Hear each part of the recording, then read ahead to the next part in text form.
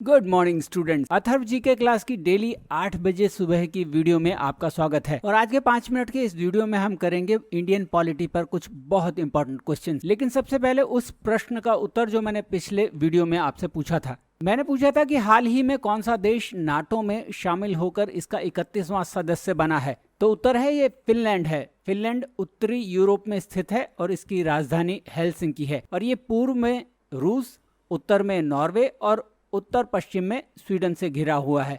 अगला प्रश्न है, भारत में संविधान सभा का गठन किसकी रिकमेंडेशन पर हुआ था। उत्तर है कैबिनेट मिशन प्लान के अनुसार। 1946 में ब्रिटिश प्रधानमंत्री क्लीमेंट एटली ने भारत के लिए एक कैबिनेट मिशन तैयार किया था, जिसके तहत भारत में संविधान सभा का गठन किया गया। और क्लीमेंट एटली 1947 में भारत की स्वतंत्रता प्राप्त होने के समय भी ब्रिटेन के प्रधानमंत्री थे। कई बार ये क्वेश्चन भी डायरेक्टली पूछा जाता है। अगला प्रश्न है, अखिल भारतीय मुस्लिम लीग और भारतीय राष्ट्रीय कांग्रेस के बीच राजनीतिक गतिरोध को हल करने के लिए कौन सा सूत्र तैयार किया गया था। उत्तर है राजाजी फार्मूला। इसे सी राजगोपालाचार्य ने तैयार किया था। मुस्लिम लीग सेपरेट पाकिस्तान को बनाने की डिमांड पर अड़ा हुआ था, जबकि आईएनसी यानी इंडियन नेशनल कांग्रेस ऐसा नहीं चाहती थी।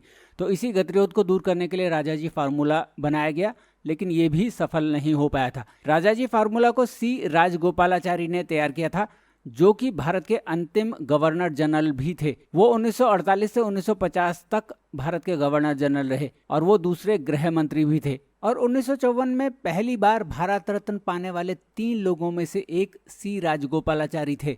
अब आपको मुझे ये बताना है कि और 2 लोग कौन थे जिनको कि भारत का पहला भारत रत्न प्राप्त हुआ था सी राजगोपालाचारी के साथ। तो आप ये कमेंट बॉक्स में मुझे जरूर लिख के बताइएगा। अगला प्रश्न है, केंद्र सरकार का सर्वोच्च सिविल सेवक कौन होता है। उत्तर है कैबिनेट सचिव, जो केंद्र सरकार का सर्वोच्च सिविल सेवक होता है। वर्तमान में कैबिनेट सचिव राजीव गाबा हैं और कैबिनेट सचिव सीधे प्रधानमंत्री के अधीन होते हैं और उनका कार्यकाल अधिकतम 4 वर्ष का हो सकता है। अगला प्रश्न है, भारत के संविधान का कौन सा अनुच्छेद भारत के राष्ट्रपति के चुनाव और महाअभियोग के बारे में बताता है। उत्तर है संविधान का अनुच्छेद 54 भारत के राष्ट्रपति के चुनाव और अनुच्छेद 61 भारत के राष्ट्रपति के महाअभियोग के बारे में बताता है। अगला प्रश्न है, भारत के राष्ट्रपति के चुनाव के लिए निर्वाचक मंडल का सदस्य कौन है जो महाअभियोग का हिस्सा नहीं होता। उत्तर है राज्य विधानसभाओं और केंद्र शासित प्रदेशों पुदुचेरी और दिल्ली की विधानसभाओं के निर्वाचित सदस्य भारत के राष्ट्रपति के इम्पीचमेंट प्रोसेस का हिस्सा नहीं होते, जबकि वो राष्ट्रपति को चुने जाने वाले इलेक्टोरल कॉलेज का हिस्सा होते हैं। राष्ट्रपति के इम्पीचमेंट में केवल राज्यसभा और लोकसभा ही पार्टिसिपेट कर सकते हैं। अगला प्रश्न है, पॉकेट वीटो क्या है और इसका प्रयोग भारत के किस राष्ट्रपति ने किया था। उत्तर है पॉकेट वीटो वो वीटो है जिसका उपयोग करके भारत के राष्ट्रपति संसद द्वारा पारित किसी विधेयक को अनिश्चित काल के लिए बिना अपनी सहमति या असहमति के रोक सकते हैं।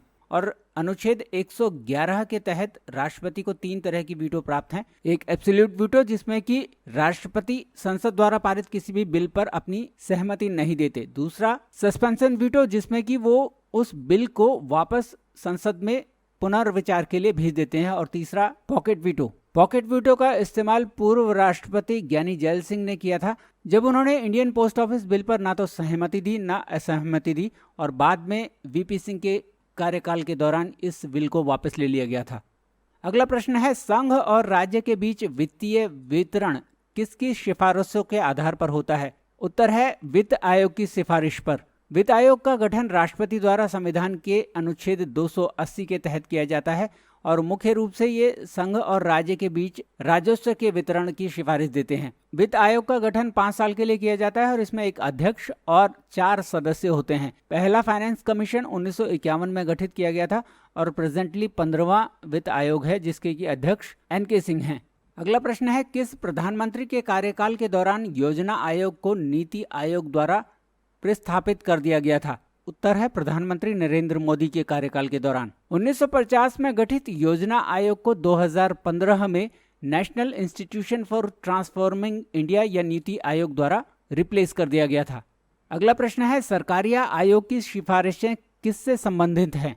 ये क्वेश्चन बहुत बारी एग्जाम्स में पूछा जाता है। इस प्रश्न का उत्तर है सेंट्रल स्टेट रिलेशनशिप, यानी कि केंद्र और राज्यों के संबंधों की समीक्षा करने के लिए 1983 में जस्टिस आर एस सरकारिया के नेतृत्व में एक आयोग का गठन किया गया था और सरकारी आयोग की सिफारिशों के तहत 1990 में अंतर्राज्यीय परिषद का गठन किया गया, जिसके चेयरमैन प्राइम मिनिस्टर होते हैं और सभी राज्यों के मुख्यमंत्री और केंद्र शासित प्रदेशों के प्रशासक और उपराज्यपाल इसके सदस्य होते हैं। अगला प्रश्न है, भारत में मानवाधिकार आयोग की स्थापना कब की गई थी और इसकी स्थापना के मुख्य उद्देश्य क्या हैं? उत्तर है, इसकी स्थापना protection of human right act 1993 के तहत की गई थी और इसका प्राथमिक कार्य मानवाधिकारों की रक्षा करना है।